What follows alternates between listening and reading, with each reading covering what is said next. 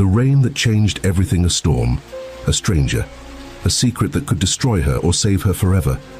The rain fell like bullets on the cobblestones of Palermo. At 22, Mary thought she knew what danger looked like. She was wrong. When a man on a midnight black motorcycle offered her shelter from the storm, she didn't know his name. She didn't know his world. She didn't know that one ride would pull her into the heart of Sicily's most dangerous empire, and into the arms of the one man she should fear most. He ruled the shadows. She brought him light. And in a world where love is the deadliest weapon of all, some storms never pass. Subscribe and comment where you're watching from, because this story is just beginning and you won't want to miss what happens next. The rain came without warning.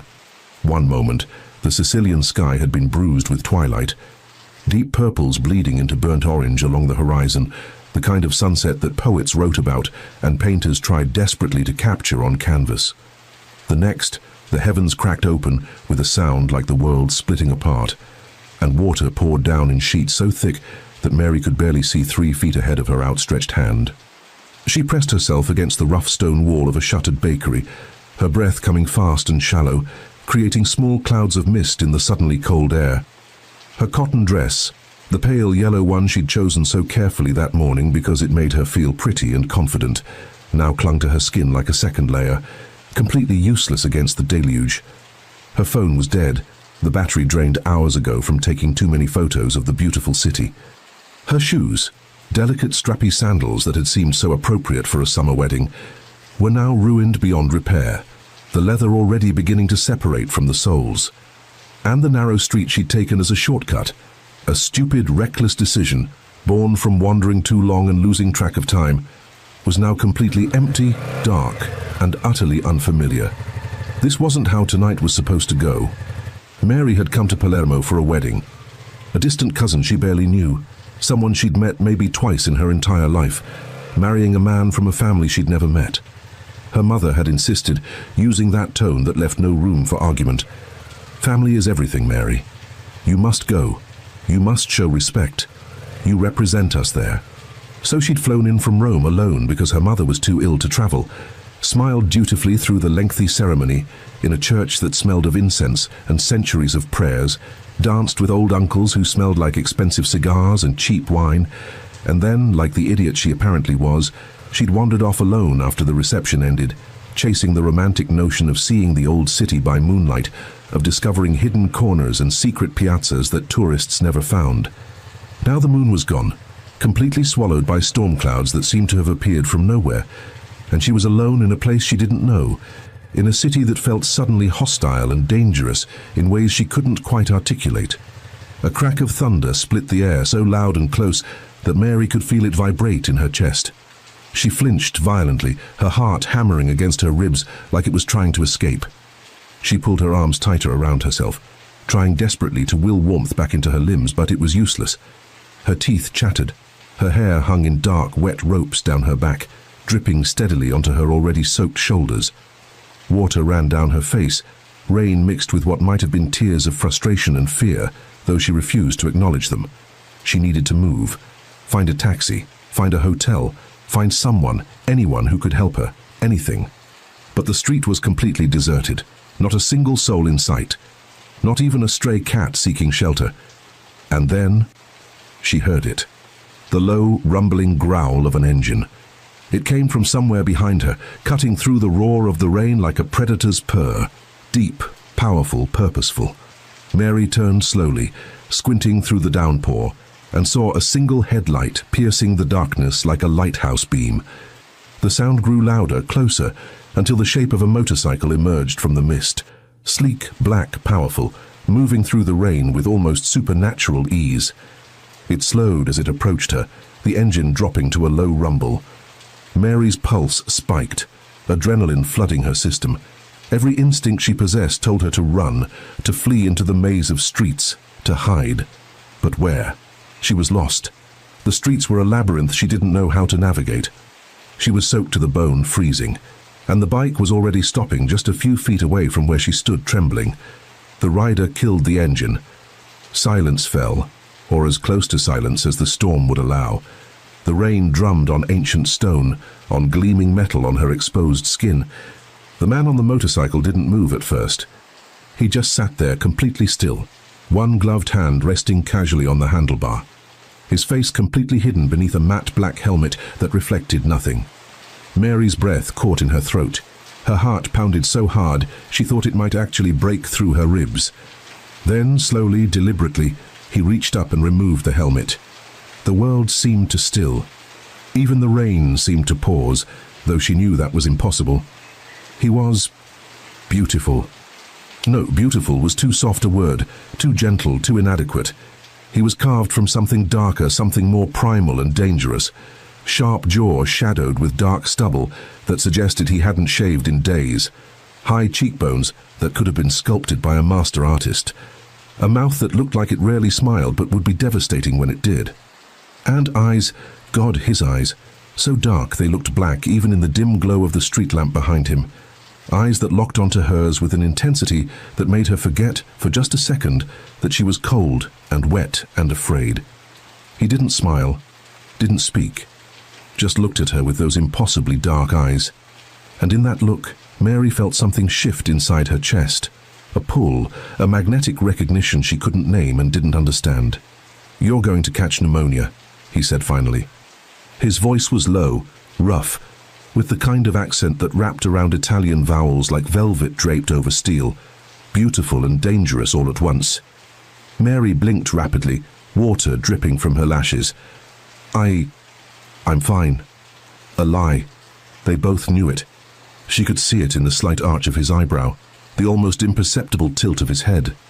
His gaze moved over her, not in the way men usually looked at her, not with that calculating hunger or crude appraisal that made her skin crawl, but with something else entirely. Concern, maybe, or calculation of a different kind. She couldn't tell which, and that uncertainty made her pulse race even faster. "Where are you trying to go?" he asked, his voice cutting through the sound of rain. The hotel, near Piazza Marina." Her voice sounded small, fragile, completely unlike her usual confident tone. She hated it. He was silent for a long moment, his dark eyes never leaving her face. Then he swung his leg off the bike and stood. He was tall, much taller than she'd expected from seeing him sitting down, and broad-shouldered beneath the black leather jacket that fit him like it had been made specifically for his body. Rainwater ran down his face in rivulets, but he didn't seem to notice or care, didn't even blink as it streamed into his eyes. "That's 2 kilometers from here," he said, his tone matter-of-fact. "At least. You won't make it on foot, not in this storm, not dressed like that. I'll call a cab." "No cabs are coming out here, not tonight, not in this weather." He said it with absolute certainty, like he knew the city and its patterns intimately. Mary's stomach tightened with anxiety. She hated that he was right, hated the helplessness creeping up her spine like ice water, hated that she was completely dependent on the mercy of a stranger. He tilted his head slightly, studying her with those intense dark eyes, and she had the distinct impression he could see right through her, could read every thought crossing her mind. "I can take you." Her heart skipped a beat, then another. "I don't know you." "No," he agreed simply, no argument or persuasion in his tone. "You don't." Something in the way he said it made her skin prickle with awareness. It wasn't a threat, but it wasn't a reassurance either. It was just the truth laid bare between them. "I could be anyone," he continued, his voice quieter now, almost thoughtful, like he was working through a problem. "I could be dangerous." Mary swallowed hard. "Are you?" The question slipped out before she could stop it, before her rational mind could catch up with her mouth. His mouth curved, barely, not quite a smile. More like the ghost of one, a shadow of something that might have been amusement or respect. Yes. Mary should have run. Every rational cell in her body, every warning her mother had ever given her, every true crime documentary she'd ever watched, screamed at her to turn and bolt, to take her chances with the rain and the cold and the maze of unfamiliar streets. But she didn't. Her feet stayed planted on the wet cobblestones. Because beneath the fear, beneath the logic and reason, there was something else. Something she couldn't explain or rationalize or dismiss. She believed him when he said he was dangerous, but she also believed, God help her, that he wouldn't hurt her. "Why would you help me?" she asked, her voice barely audible above the rain. He was quiet for a long moment, the silence stretching between them like a rope pulling taut. Then he shrugged, a small, almost imperceptible movement of those broad shoulders. "Maybe I don't like seeing people suffer needlessly. Or maybe you're bored," she said, surprising herself with the edge in her voice. This time, his smile was real, faint, but real. It transformed his face completely, softening those hard edges just enough to make him seem human instead of carved from marble. Maybe. Mary bit her lip, her whole body shaking now from cold, from adrenaline, from fear, from something else she refused to name. She looked at the bike, sleek and dangerous and powerful, then back at him, at those dark, unreadable eyes that somehow made her feel seen in a way she'd never experienced before. This was insane. Absolutely insane. But staying here, freezing and alone and lost, felt infinitely more dangerous than getting on that motorcycle with this beautiful, dangerous stranger. "Okay," she whispered, the word barely escaping her lips. He didn't react, didn't grin or gloat or look surprised or satisfied. He just reached behind him with practiced ease and pulled out a second helmet. "Put this on." She took it with trembling fingers. It was still warm from his body heat, and something about that small detail made her chest tighten. She slid it over her wet hair, fumbling awkwardly with the strap under her chin, her cold fingers refusing to cooperate until she felt his hands there, gentle, efficient, completely impersonal, fastening it for her with quick, expert movements. His fingers brushed against the sensitive skin of her throat.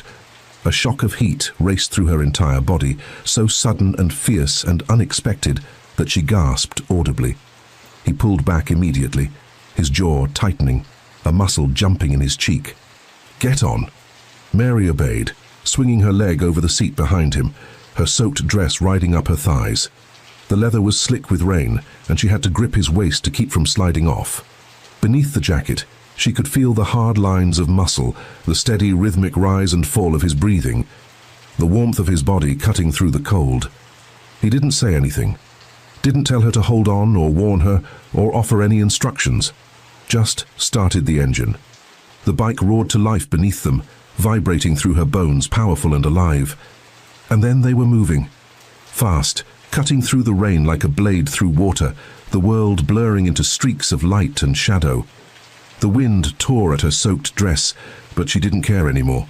She pressed herself closer to him, seeking warmth, seeking stability, seeking something she couldn't name, and he let her.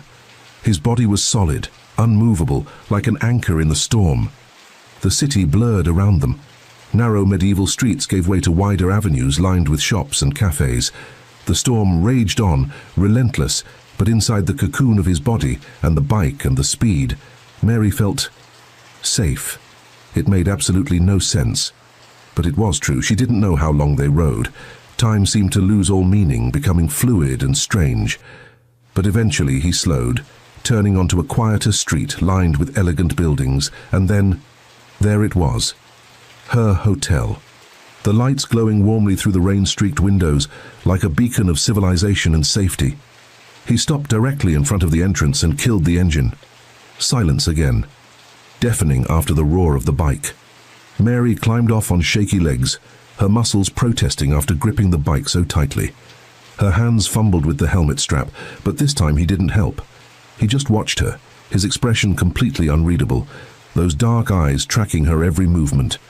She finally got it off and handed it back to him, her fingers brushing his. "Thank you." He nodded once, a short, sharp movement. "Be more careful." "I will."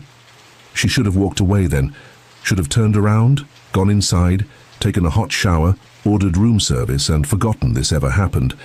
But her feet wouldn't move, and he wasn't leaving either.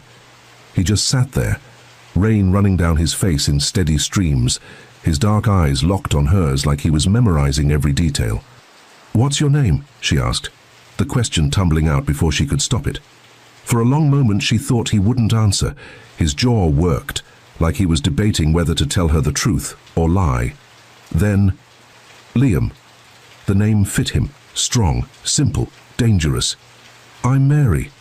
"I know." Her breath hitched, her heart stuttered. "How?" But he was already putting his helmet back on, his movements quick and decisive. "Go inside, Mary." It wasn't a suggestion. It was a command, delivered in that low, rough voice that made something in her stomach tighten. And despite everything, despite her independence, despite her usual stubborn refusal to take orders from anyone, she obeyed.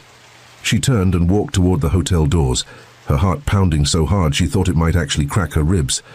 She glanced back once, unable to help herself. He was still there, a dark figure in the rain watching her, waiting until she was safe inside. And then he was gone. The bike roared to life with a sound like thunder, and he disappeared into the rain and darkness like he'd never existed at all. Mary stood in the hotel lobby, dripping water onto the pristine marble floor, her whole body trembling with cold and adrenaline and something else entirely. She didn't know who he was, didn't know anything about him except his name. But she knew, deep in her bones, in the marrow, in places she didn't understand, that this wasn't over. Mary didn't sleep. She lay in the hotel bed staring at the ceiling, watching shadows dance across the white plaster as car headlights swept past the window, listening to the rain batter the glass in rhythmic waves. Every time she closed her eyes, she saw him, Liam, the way he'd looked at her with those impossibly dark eyes, the way his hands had moved when he fastened her helmet, so careful, so controlled, so deliberate. The way his voice had wrapped around her name like he was tasting it, testing it on his tongue. I know. How did he know her name? She hadn't told him until the very end, after he'd already brought her safely back to the hotel. Had he heard it somewhere? At the wedding reception, maybe? But that didn't make any sense.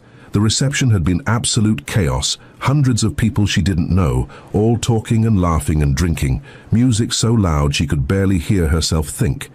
How could he have possibly picked her out of that crowd, learned her name, followed her, unless he'd been watching her, specifically, intentionally? The thought should have terrified her, should have sent her running to the front desk to demand extra security or calling the police to file a report. Instead, it sent a strange electric thrill racing down her spine, pooling somewhere low in her stomach. By the time dawn broke, pale and watery and reluctant through the storm clouds that still hung over the city, Mary had made a decision. She wasn't going back to Rome. Not yet. Not until she understood what had happened last night. Not until she saw him again. She needed to see him again. She showered, taking longer than necessary under the hot water, trying to wash away the confusion and fear and strange excitement coursing through her veins. She dressed carefully in dark jeans and a simple cream blouse, tied her still damp hair back in a loose knot, and applied just enough makeup to hide the dark circles under her eyes from her sleepless night. By 8 o'clock, she was downstairs in the hotel restaurant. The place was nearly empty at this early hour. A few tourists nursing espresso and studying maps with bleary eyes. An elderly businessman reading a newspaper, his reading glasses perched on the end of his nose. A young couple speaking French in hushed, intimate tones. She ordered a cappuccino and a cornetto filled with apricot jam, but barely touched either. Her stomach was tied in knots, her appetite completely gone. "Excuse me," she said to the waiter when he came to clear her mostly full plate, his eyebrows rising slightly at how little she'd eaten. "Do you know anyone named Liam? He rides a black motorcycle?" The waiter froze, his hands stilling on the coffee cup he'd been reaching for. His eyes flicked to hers, sharp, suddenly wary, all professional courtesy disappearing from his expression. "Why do you ask?" "He helped me last night, during the storm. I wanted to thank him properly." The lie came easily, smoothly, but she could feel the truth beneath it, pulsing like a second heartbeat. The man set down the dishes with a soft clink that sounded too loud in the quiet restaurant. Several other diners glanced over briefly. "Signorina, if you're smart, you'll forget about him." "Why?" Mary kept her voice calm, curious, non-threatening. He leaned in slightly, his voice dropping to barely above a whisper, his eyes darting around to make sure no one was listening. "Because Liam Salvatore is not the kind of man a girl like you should be thanking." Salvatore. The name hit her like a physical blow, stealing the breath from her lungs. She'd heard it before, whispered at the wedding, spoken with a complicated mix of reverence and fear and respect and terror. The Salvatores were one of the oldest families in Sicily, their roots going back centuries, powerful beyond measure, untouchable by law or convention. And if the rumors whispered in dark corners were true, deeply, irreversibly entrenched in the world that polite society pretended, didn't exist. The Mafia. Mary's pulse quickened, her heart hammering against her ribs. He's one of them. The waiter straightened quickly, his face carefully neutral now, professional mask sliding back into place. I didn't say anything, Signorina, and neither should you. Not if you want to leave this city safely. He walked away before she could ask anything else, disappearing into the kitchen with practiced speed. Mary sat back in her chair, her mind racing, thoughts tumbling over each other. Liam Salvatore, a mafia boss. Possibly the most dangerous man in all of Sicily, if the whispers were to be believed. And she'd let him take her home on his motorcycle, had pressed her body against his, had felt safe in his arms. She should have been horrified, should have packed her bags immediately and fled back to Rome, back to her normal, safe, boring life.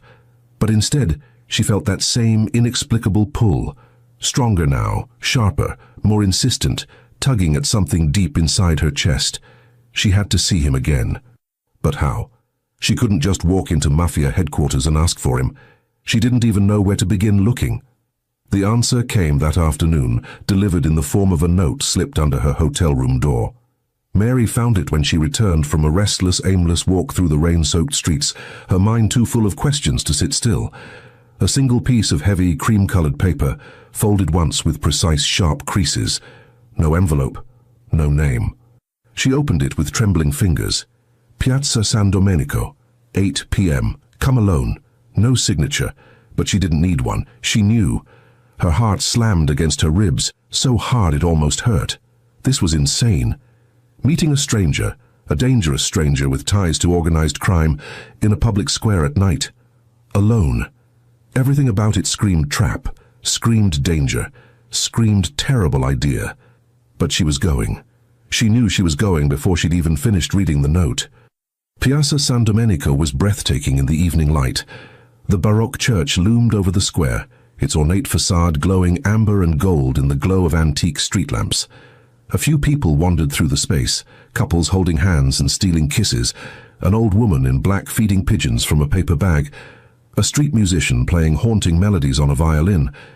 But it was quiet, peaceful, almost romantic. Mary arrived at exactly 10 minutes to 8, her nerves singing with anticipation and fear in equal measure. She wore a simple dress, dark blue, conservative, nothing flashy, and a coat she'd bought that afternoon from a small boutique near the hotel. Her hair was loose, drying in soft waves around her face that caught the lamplight. She waited, standing near the fountain in the center of the square, watching the water catch the light. 8 o'clock came, then 8:15, then 8:30. Doubt began to creep in, cold and unwelcome. Maybe this was a joke. Maybe she'd imagined the whole thing. Maybe she was losing her mind. Maybe you came. She spun around so fast, she nearly lost her balance. Liam stood a few feet behind her, hands in the pockets of a dark wool coat that looked expensive and perfectly tailored. He looked different than he had in the rain, sharper, harder, more dangerous in the soft evening light. But those eyes were the same, dark, intense, unreadable and infinite all at once. You knew I would, she said, proud that her voice came out steady despite the way her heart was racing. I hoped. A pause. I wasn't certain. He stepped closer, closing the distance between them with measured steps, and she caught the scent of him, rain and leather and something darker, something that made her head spin and her knees weak. Why did you send for me? She asked, forcing herself to meet his eyes, even though it felt like staring into the sun. Because you were going to look for me anyway. He tilted his head slightly, studying her face like she was a puzzle he was trying to solve. Weren't you? She should have denied it, should have played it cool, indifferent, protected herself. But lying to him felt impossible, like he'd see right through it anyway. Yes. A faint smile touched his mouth, so brief she might have imagined it. Dangerous habit, Mary. So I've been told. They stood there, the space between them charged with something electric, something that made the air feel thick and hard to breathe. The square around them seemed to fade into nothing, becoming background noise. There was only him, only those dark eyes locked on hers. Who are you? She whispered. Really? You already know. His voice was quiet, but it carried weight. I know your name. I know what people say about you. but I don't know you. And you want to? Something flickered in his eyes. Surprise maybe, or hope or fear.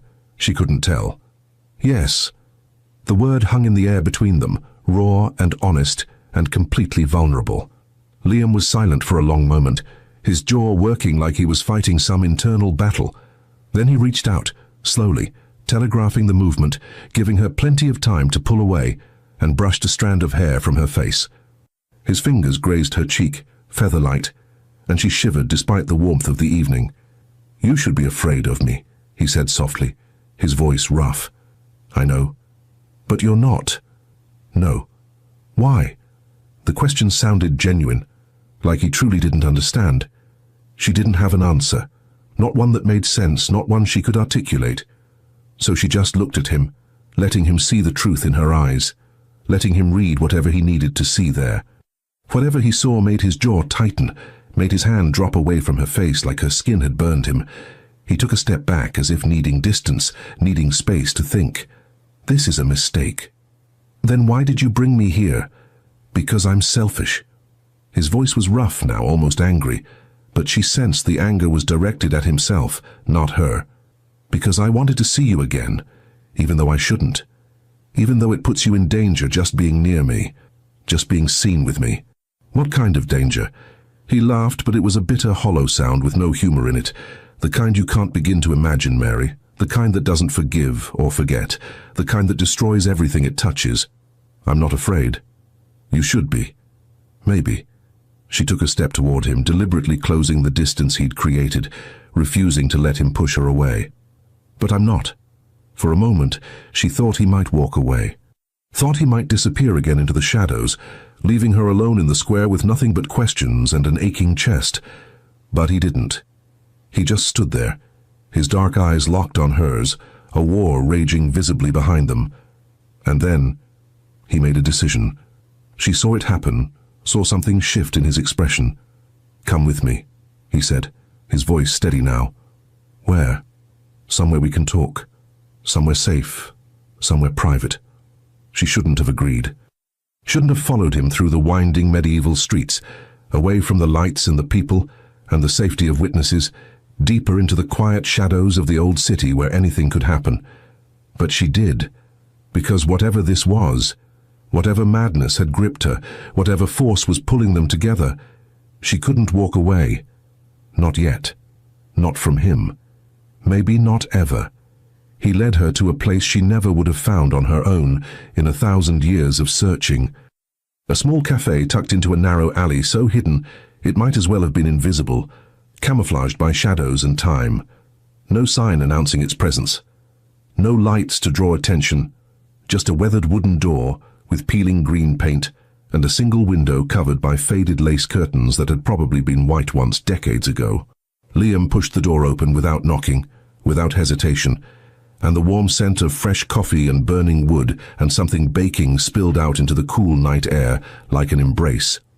Inside, the cafe was small, intimate, the kind of place that held secrets in its walls. A handful of mismatched tables scattered across worn tile floors that had seen centuries of footsteps.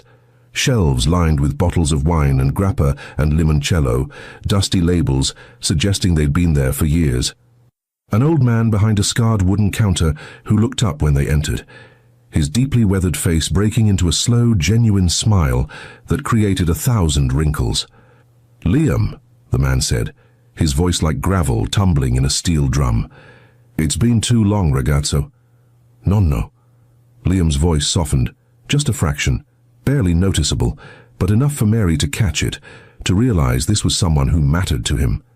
He crossed to the counter with easy familiarity and clasped the old man's hand in both of his own. "How are you?" "Old. Tired.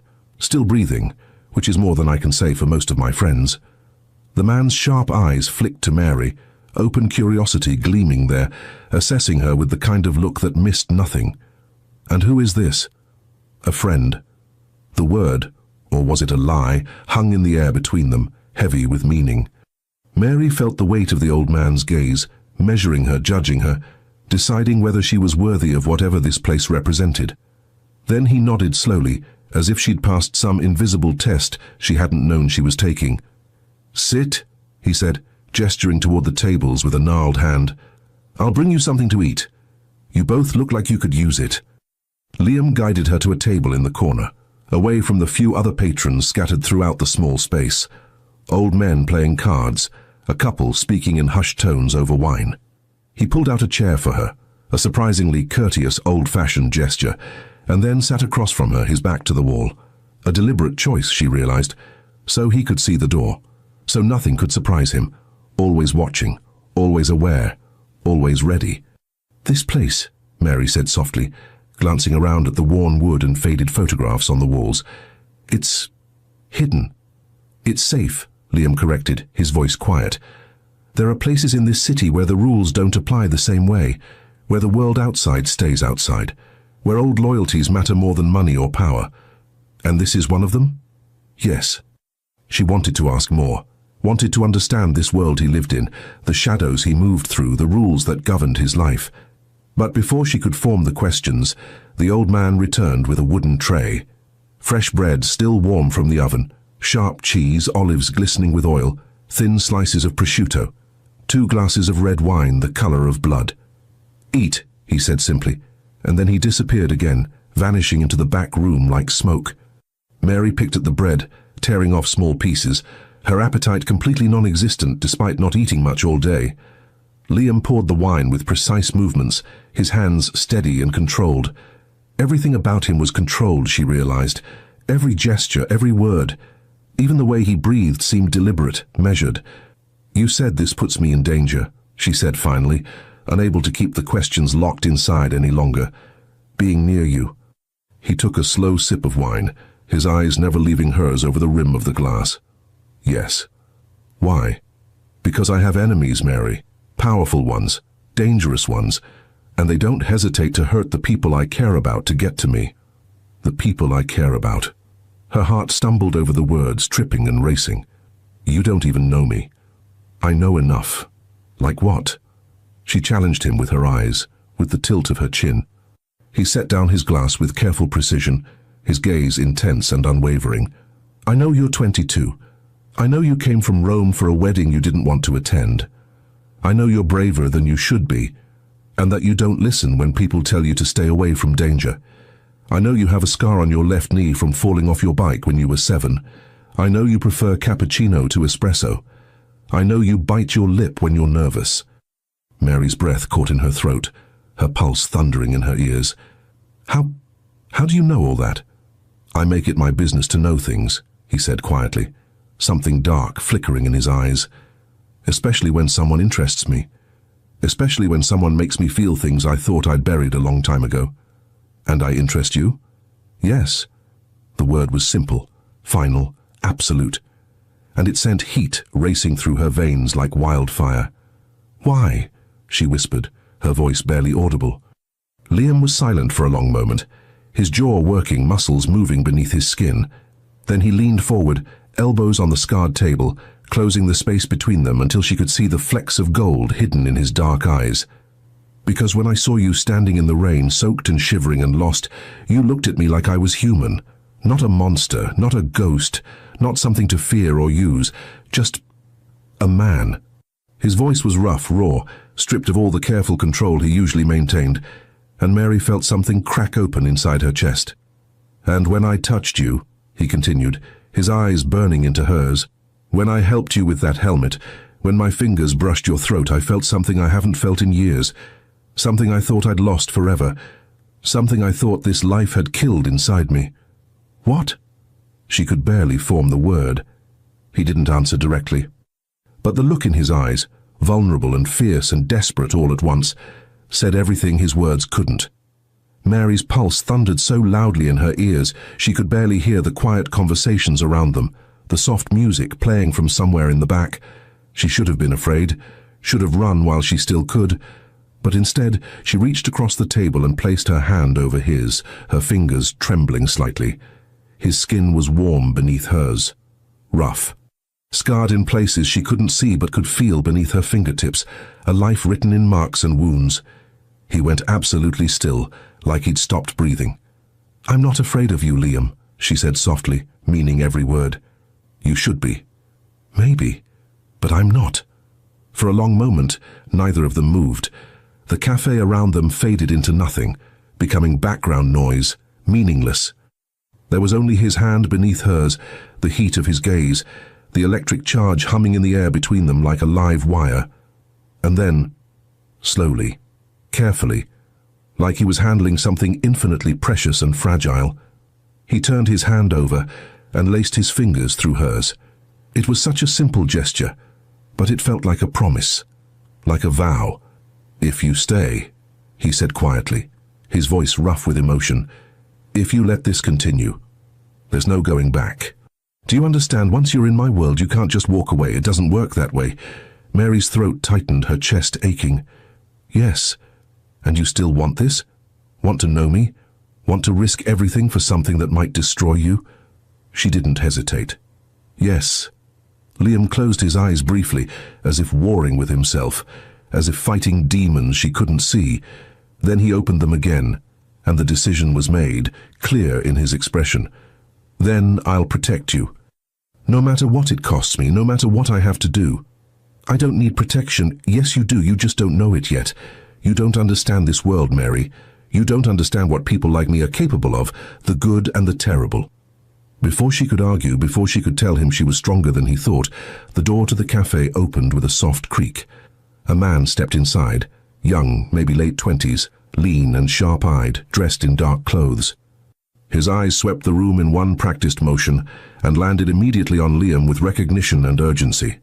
Liam released her hand and stood in one fluid, effortless motion. "Stay here." "Who?" "Stay here, Mary." His voice was steel wrapped in silk, a command, not a request. She obeyed, watching as he crossed to the man. They spoke in low, rapid Italian, too fast and quiet for her to catch the words even though she spoke the language.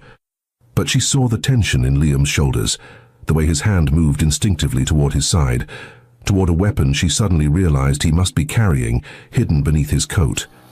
Her stomach twisted with fear, not of him, but for him. The conversation ended abruptly.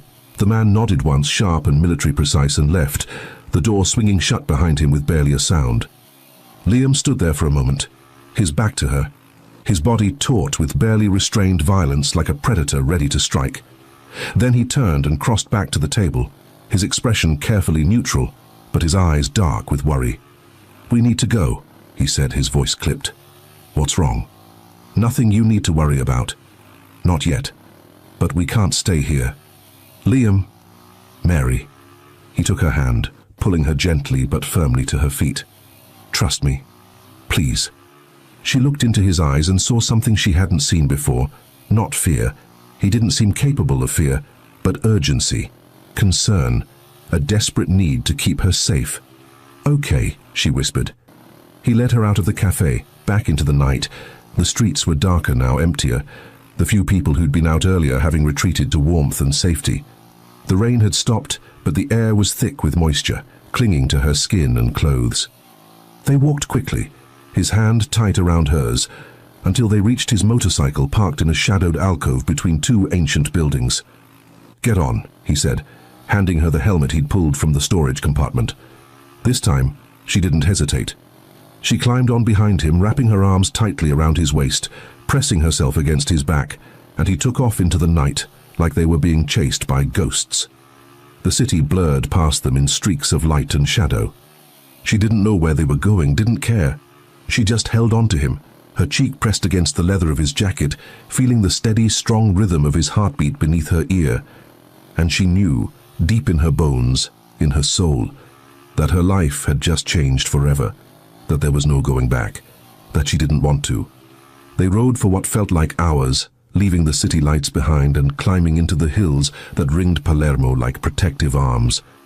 The moon broke through the scattered clouds, casting silver light over the landscape. Endless olive groves and carefully tended vineyards and ancient stone walls that had stood for centuries, witnessing the rise and fall of empires. Finally, Liam slowed and turned off the main road onto a narrow dirt path barely wide enough for the motorcycle. The bike bumped over uneven ground, kicking up small clouds of dust, until they reached a tall iron gate set into a stone wall covered with ivy and climbing roses. He stopped, killed the engine with a twist of his wrist, and climbed off to open it, pulling a key from his pocket. Beyond the gate, revealed gradually as they moved forward, was a villa. It rose from the hillside like something out of a dream, or a painting from centuries ago. Old stone, weathered to warm gold by time and sun, covered in places by ivy and brilliant purple bougainvillea. Terracotta roof tiles, tall windows with wooden shutters, lights glowing warmly from inside, welcoming and safe. The air smelled of jasmine and earth and something else, something green and alive. Mary climbed off the bike on shaky legs, removing the helmet with trembling hands. "Where are we?" "Somewhere safe," Liam said, locking the gate carefully behind them before turning to face her. "My home. The only place I can guarantee your safety right now." She stopped walking abruptly, her heart skipping. "You brought me to your home." He turned to look at her, and in the moonlight his expression was almost vulnerable. "I told you. I'll protect you, and this is the safest place I know. The walls are high, the security is thorough. No one comes here without my permission. From what? What happened back at the cafe? Who was that man? Someone saw us together. Word travels fast in my world, faster than you can imagine, and there are people who would be very, very interested to know that I've taken an interest in someone unconnected to this life, someone they could use. Taken an interest. Such careful, controlled words for something that felt so much bigger. Is that what this is?" she asked softly, her voice barely carrying across the small distance between them. "You've taken an interest in me." Liam stepped closer, and suddenly the space between them felt charged, electric, alive with possibility. "What do you want it to be, Mary?" Her heart slammed against her ribs so hard it almost hurt. "I don't know." "Liar." The word was soft, almost tender, with no accusation in it. He reached out and cupped her face in both hands, his palms warm against her cheeks, his thumbs brushing her cheekbones with impossible gentleness. His touch was so careful, so reverent, it made her ache in ways she didn't understand. "You know exactly what this is," he murmured, his voice rough and low. "You felt it the moment I stopped in the rain, the moment you got on my bike, the moment you looked at me like I was worth saving instead of running from." "Liam, say it, Mary. Be honest. Be brave." Her breath hitched. "I can't." "Why?" "Because it's insane. Because I don't even know you, not really. Because this could destroy everything. Because you're afraid." "Yes." He leaned in, his forehead resting gently against hers, his breath warm on her lips. "Good. Fear means you're smart. Fear means you understand what's at stake here." "And what is at stake?" she whispered. "Everything. Absolutely everything." The word hung between them, heavy and true and terrifying. Mary closed her eyes, breathing him in. Leather and rain and something darker, something dangerous and intoxicating, that called to her in ways she couldn't explain or resist. "I should leave," she whispered, even as every cell in her body screamed at her to stay. "Yes." "Go back to the hotel, go back to Rome, forget this ever happened." "Yes, but I'm not going to." "No." He pulled back just enough to look at her, and the intensity in his gaze stole the breath from her lungs, made her dizzy. "If you stay, Mary, if you walk through that door with me, I won't let you go, do you understand? I can't, I won't. I'm not that strong." "Is that a threat?" "It's a promise. It's a warning. It's the truth." And then, before she could respond, before she could think, he kissed her. It wasn't gentle, wasn't tentative or careful or exploratory. It was fierce and desperate and utterly consuming, like he was drowning and she was air. His hand slid into her hair, tangling in the strands, holding her to him, and she gasped against his mouth, her fingers clutching desperately at his jacket. The world spun, or maybe she was falling. She didn't know, didn't care. All she knew was the heat of him, the taste of him. Wine and something darker, the way he kissed her like she was the only thing keeping him anchored to the earth. When he finally pulled back, they were both breathing hard, their hearts racing in sync. "Inside," he said roughly, his voice raw. "Now, before I lose what little control I have left." She nodded, unable to speak, unable to form words. He took her hand, his fingers lacing through hers with perfect, deliberate precision, and led her toward the villa. The interior was beautiful in a way that took her breath away all over again. High ceilings with dark, exposed wooden beams, stone floors covered in rich woven rugs in deep reds and golds. Furniture that was clearly old but impeccably cared for, each piece chosen with intention and meaning. Art on the walls, paintings and sketches and photographs that looked like they belonged in museums, not private homes. But Mary barely saw any of it. She only saw him. Liam closed the heavy wooden door behind them and locked it with deliberate care. Then he turned to her, and the look in his eyes, dark and hungry and desperate, made her knees weak, made her core tighten with anticipation. "Wine?" he asked, his voice carefully controlled, like he was holding himself back by sheer force of will. "I don't want wine." "What do you want?" "You." The word came out without hesitation, raw and honest. Liam closed his eyes briefly, his jaw clenching, like he was fighting for control. Then he crossed to her in 3 long strides and kissed her again, slower this time, deeper, more thorough, his hands framing her face like she was something infinitely precious and fragile. Mary melted into him completely, her body fitting against his like they'd been made for this exact moment, for each other. When he finally pulled back, his breathing was ragged, uneven. "Bedroom. Upstairs, unless you want me to take you right here against the wall." Heat flooded through her at his words. "Upstairs," she managed. He took her hand and led her up a wide stone staircase, his grip firm and sure. The bedroom was at the end of a long hallway, spacious and simple, with a massive bed covered in white linens and windows that overlooked the valley below, now silvered with moonlight. But Mary didn't look at the view. She only looked at him. Liam stopped in the center of the room, his hand still holding hers, his eyes searching her face. "Last chance, Mary. If you want to leave, I'll take you back to the hotel right now. No questions, no judgment, no anger. I'll let you go and we'll pretend this never happened." She stepped closer, deliberately closing the space between them, refusing to let him push her away. "I'm not leaving." He searched her eyes for a long, breathless moment. Then he nodded, something settling and resolving in his expression. "Then stay with me. For tonight. For as long as you'll have me." "Okay," she whispered. And she did. Mary woke to golden sunlight streaming through tall windows and the distant sound of birds singing somewhere in the garden below. For a brief, disoriented moment, she didn't remember where she was. Then it all came rushing back. The rain, the ride, the kiss, the night, everything. And her heart stuttered and raced in her chest. She was in Liam's bed, alone. She sat up slowly, carefully, pulling the soft white sheet around herself. The room was quiet, peaceful, filled with warm morning light that made everything look softer, gentler. Through the window she could see the valley spread out below, green and gold, and impossibly, heartbreakingly beautiful. A soft knock on the door made her jump slightly. "Come in," she called, her voice rough with sleep and emotion. The door opened quietly, and Liam stepped inside. He was fully dressed in dark jeans and a simple white linen shirt, his hair still slightly damp from a shower, droplets of water clinging to the dark strands. He carried a wooden tray, coffee, fresh bread, ripe fruit, cheese, honey. "Good morning," he said quietly, his voice warm. Mary's throat tightened with unexpected emotion. He looked different, softer somehow, more open. Or maybe she was just seeing him clearly for the first time, without all the protective walls he usually kept in place. "Morning," she managed, her voice barely above a whisper. He set the tray carefully on the bedside table and sat on the edge of the bed, careful to maintain some distance between them. "How did you sleep?" "Better than I have in years," she admitted honestly. A faint, genuine smile touched his mouth, the first real smile she'd seen from him. "Good. I'm glad." They were silent for a moment, the weight of everything that had happened settling around them like morning mist. "Liam," Mary said softly, reaching out to touch his hand. "What happens now?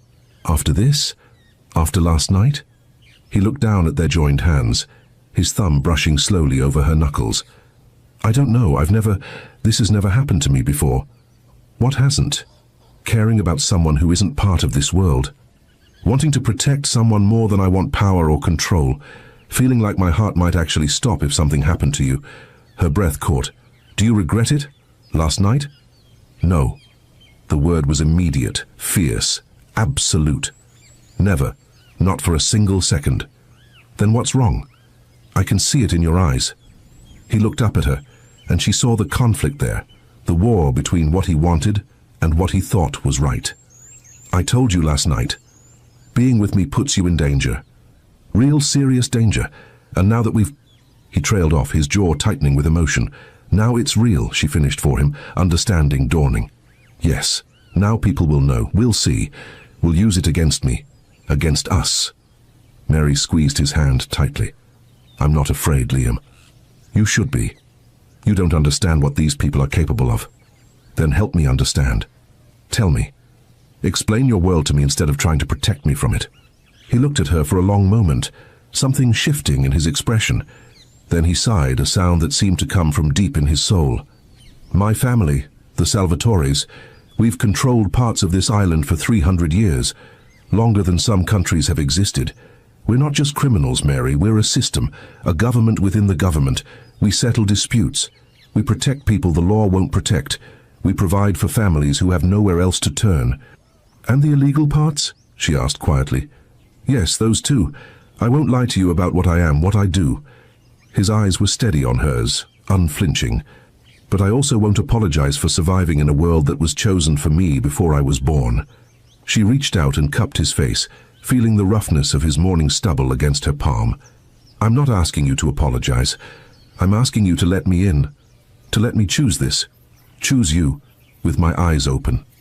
"Mary, I'm 22, not 12. I can make my own decisions, and I'm choosing to stay, to understand, to be part of your life if you'll let me." Liam closed his eyes, leaning into her touch like a man starved for gentleness. "You're going to break my heart, aren't you?" "I hope not," she whispered.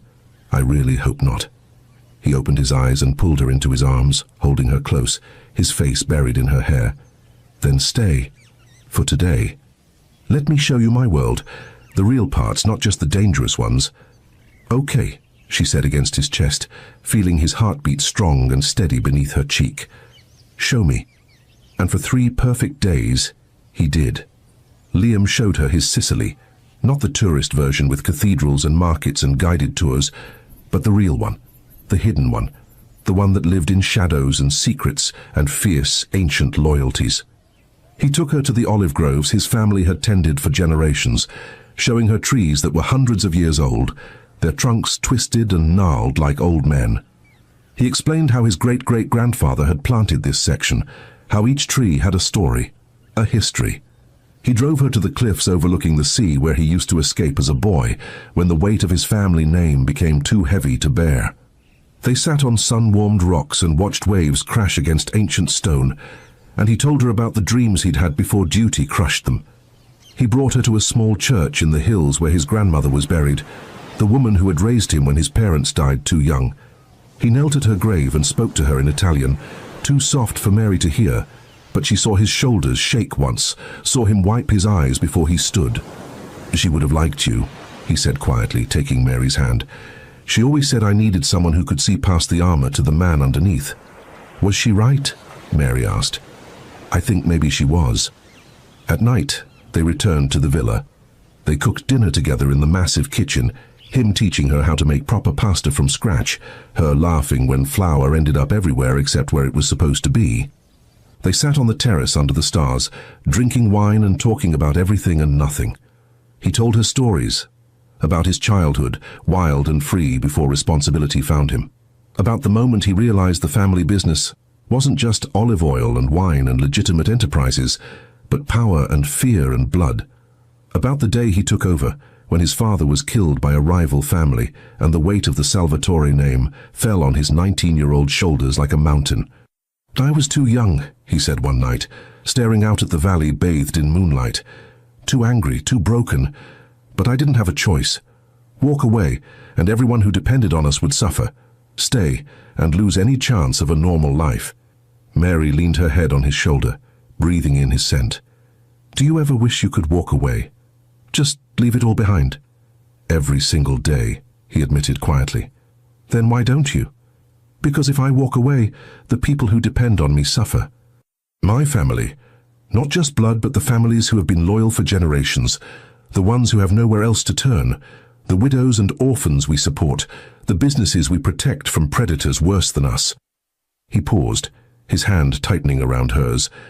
"And because in this world you don't just walk away and retire to a beach somewhere, you disappear, permanently, and I won't let that happen." She understood then, truly understood. This wasn't just about power or money or control. It was about survival, about protecting the ones he loved, even when it cost him everything he wanted. And she was starting to realize, with a mixture of terror and exhilaration, that she was one of them now, one of the people he would protect, one of the people he loved. But on the fourth morning, everything changed. Mary was in the garden, sitting beneath the spreading branches of an ancient fig tree, reading a book she'd found in Liam's extensive library. The morning was perfect. Warm sun, cool breeze, the scent of jasmine heavy in the air. Then she heard it, the sound of car engines approaching fast, multiple vehicles moving with purpose. She looked up to see 3 black SUVs coming up the long driveway, kicking up clouds of dust, moving far too fast to be friendly.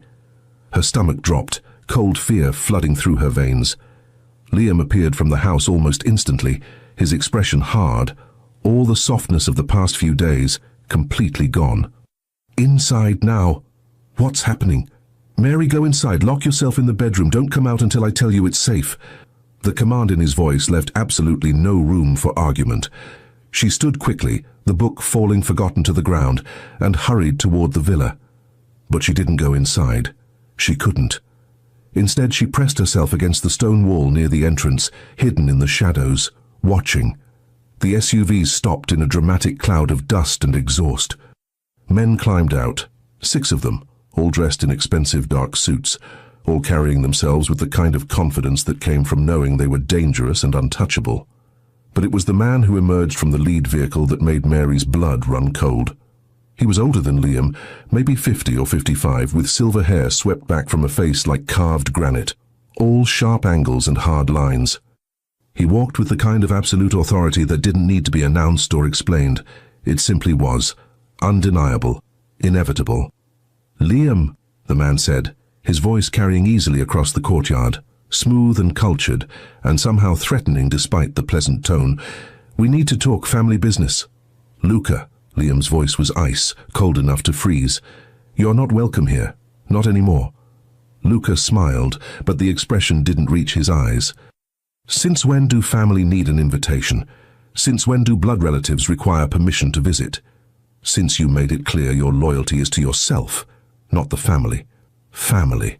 Mary's heart sank like a stone. This was Liam's uncle, his own blood. "What do you want?" Liam asked, his voice flat, emotionless. "I want to talk about your distraction."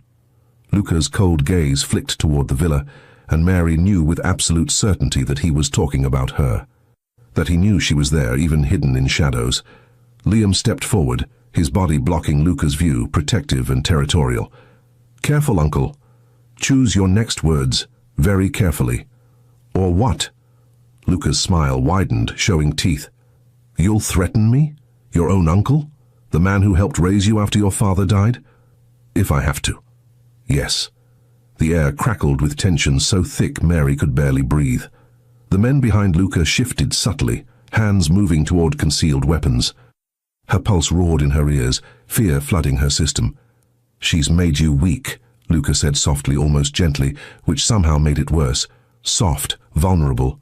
And weakness gets people killed in our world, nephew. You know this. She's none of your concern. Everything you do is my concern.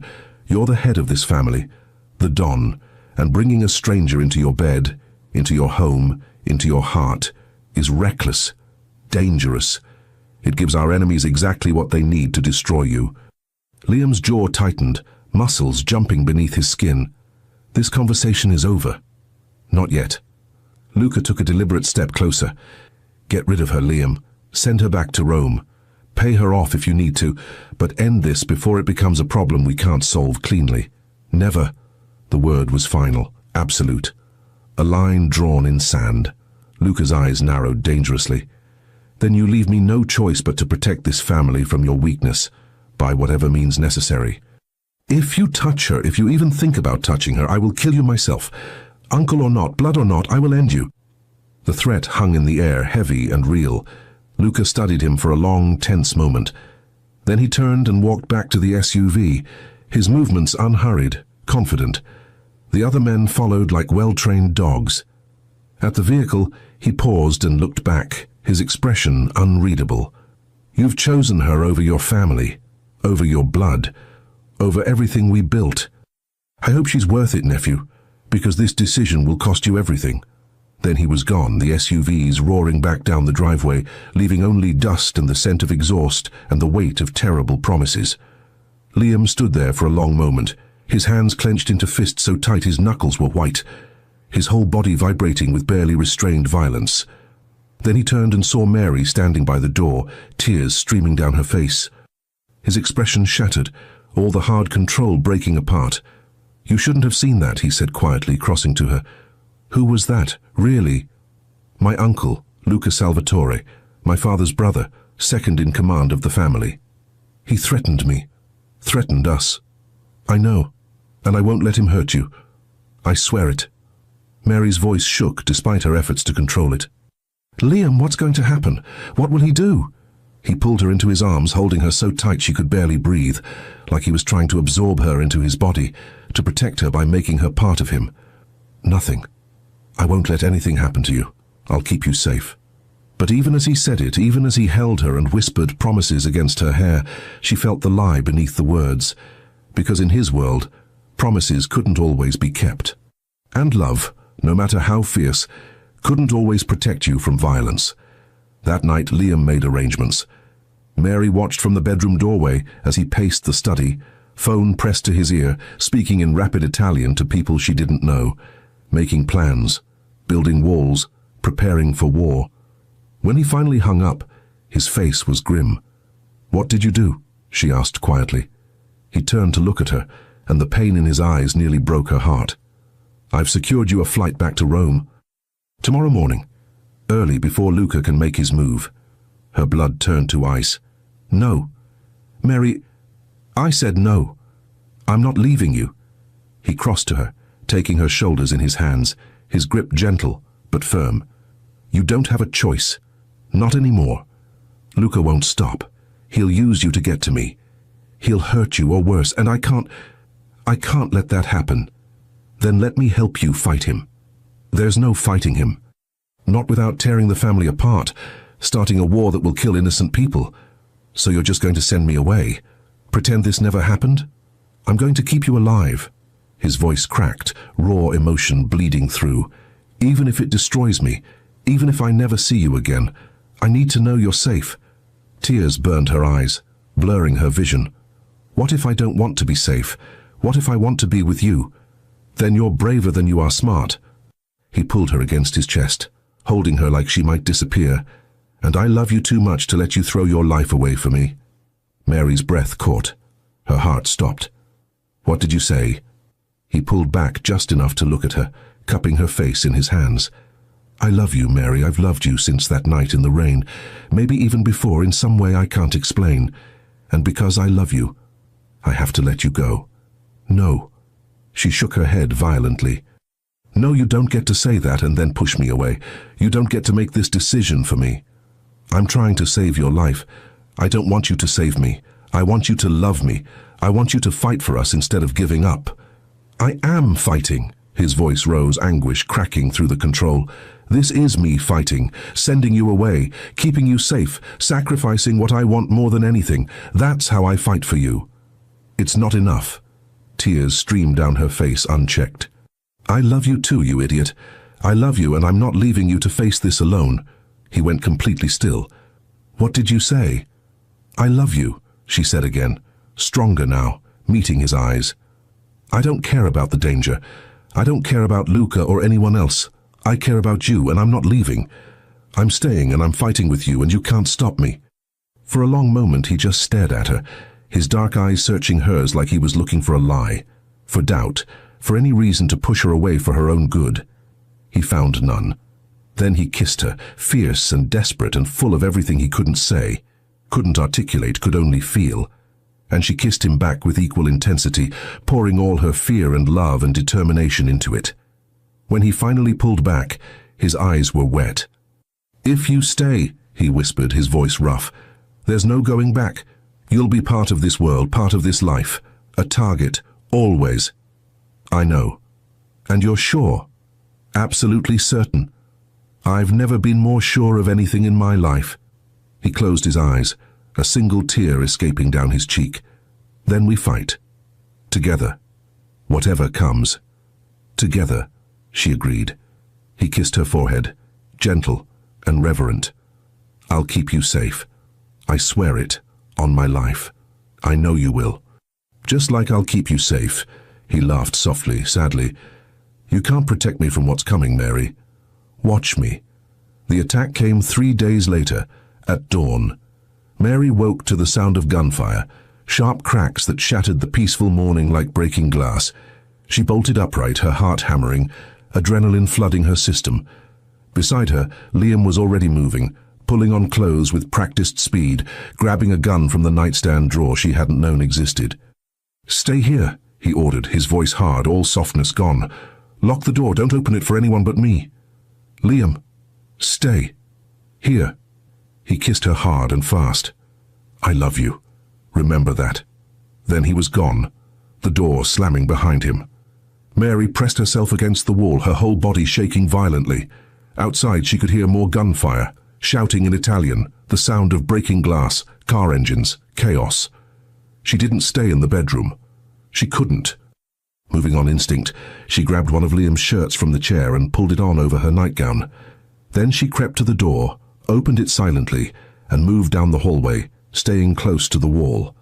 The sounds were coming from downstairs.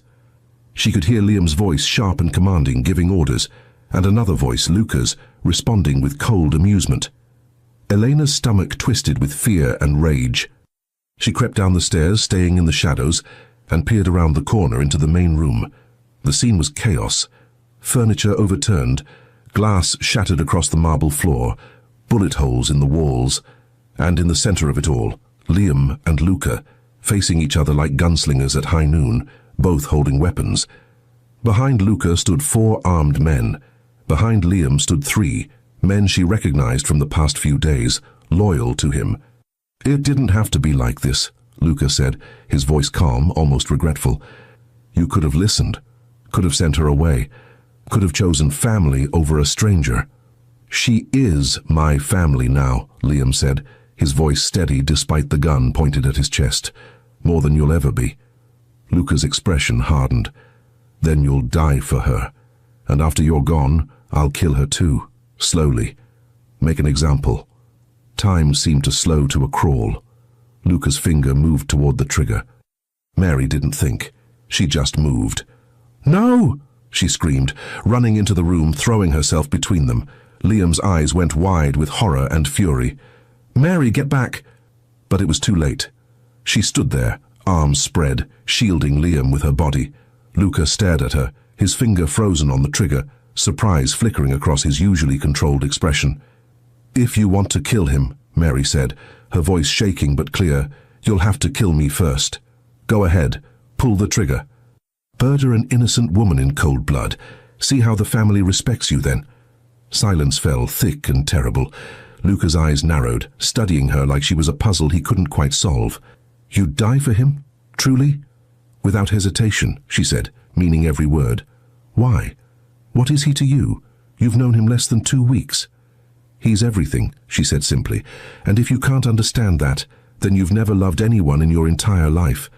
Something flickered in Luca's expression, pain maybe, or memory, or regret. He looked at her for a long moment, then at Liam standing behind her, his hand on her shoulder, trying to pull her back to safety even now. Then, slowly, Luca lowered his weapon. Interesting, he said softly.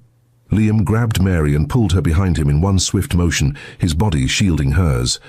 Touch her, and I'll kill you, uncle or not. I swear to God. You'd kill family for her? Luca asked. Without hesitation, without regret. Luca was silent for a long, tense moment.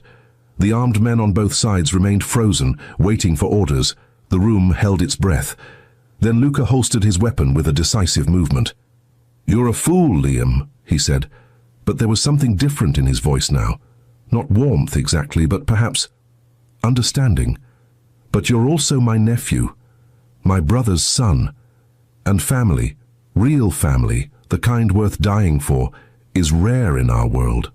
He turned and walked toward the door, his men following. At the threshold he paused and looked back. "This isn't over," he said quietly. "The others won't accept her as easily as I just did. You'll have to fight for her. Prove she's worth the chaos she's brought into our world." "I will," Liam said. "Good." Luca's expression was unreadable. "Because if you can't protect her, I will. Not because I like her, but because anyone willing to die for my nephew deserves a chance to live." Then he was gone, his footsteps echoing, the door closing with finality. The silence that followed was deafening. Liam turned to Mary, his face pale, his hands shaking as he gripped her shoulders. "Are you hurt? Did anyone touch you?" "No, I'm fine. Are you—" He pulled her into his arms with such force it knocked the air from her lungs, holding her so tight she thought her ribs might crack. "Don't ever do that again. Don't ever put yourself in danger like that. I can't lose you."